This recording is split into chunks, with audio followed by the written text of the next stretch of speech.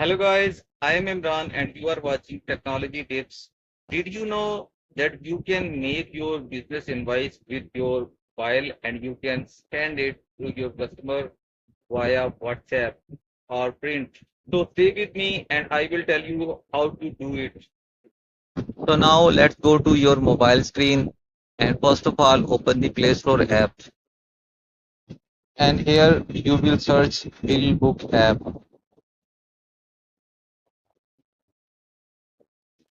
and now you will install number 4 app in your mobile. I have already installed it, and now open it in your mobile. It is the best and free app for invoice, and now press cancel for pro app option, and now press create bill.